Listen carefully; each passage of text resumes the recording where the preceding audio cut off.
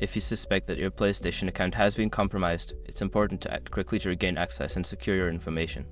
Follow these steps to restore your account. Step 1. Visit the PlayStation sign-in page. Go to the official PlayStation sign-in page on your web browser. This is where you will start the process of recovering your account.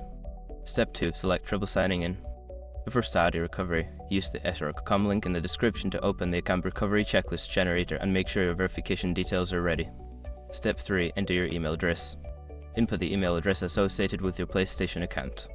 Make sure it is correct, as this is where recovery instructions will be sent. Step 4. Check your email. Look for an email from PlayStation with the subject related to account recovery.